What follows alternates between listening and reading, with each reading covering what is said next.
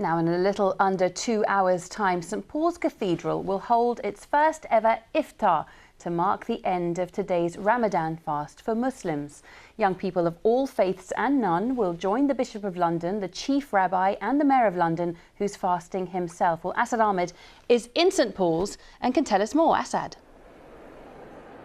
Alice, if London wanted to send a message of interfaith unity around the world, there's probably nowhere more magnificent it could do it than here, St Paul's Cathedral. That's why, for the first time in its 322-year history, it's holding a Muslim iftar. That's a breaking of the fast during this, the holy month of Ramadan. I'll tell you more about that in a moment.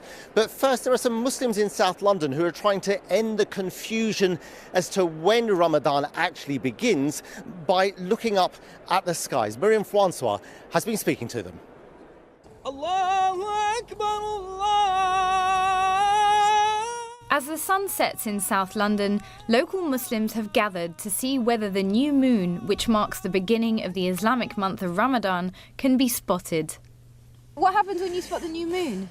It's Ramadan. You get a lot of news saying it's fasting, it's Ramadan tomorrow, but we don't actually go out there and see it for ourselves. This is actually the first time for us actually coming to experience and see if we can sight the moon ourselves.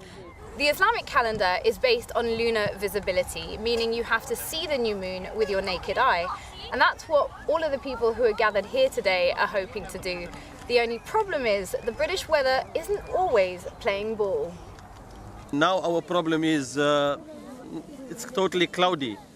Sheikh Suleiman Ghani is the Imam at Purley Islamic Community Centre, which is getting ready to welcome worshippers for Ramadan.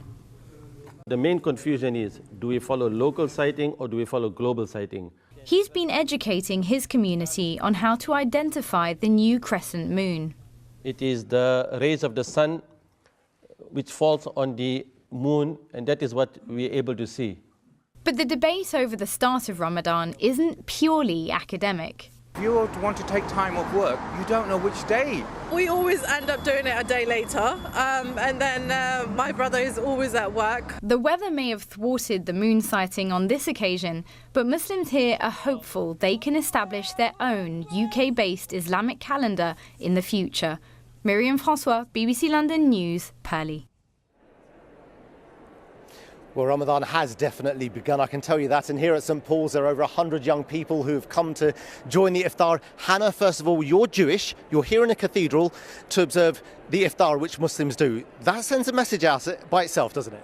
It definitely does. I mean, in Judaism, we also have fasting, so it's really interesting to come together as young people today to understand different people's traditions and customs. And in this growing, more polarised world with rising divisions and increasing Islamophobia and anti-Semitism in Europe, it's really good to come together as a community today and see what we have in common.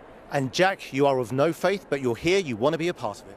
Yeah, I think it's brilliant that St Paul's and the NAS Legacy Foundation are bringing together young people, empowering them, putting them centre stage so we can discuss faith issues.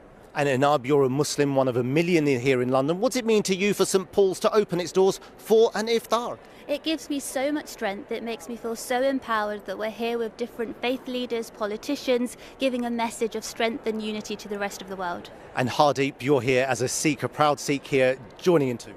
Absolutely, very great pleasure to be here, and I think it's really important to partake in each other's cultural traditions. By doing so, we are able to understand each other better and move forward as a humanity. Certainly does. Bishop of London, you've heard what the young people have to say. You've opened your doors. Why was it so important you opened your doors this year?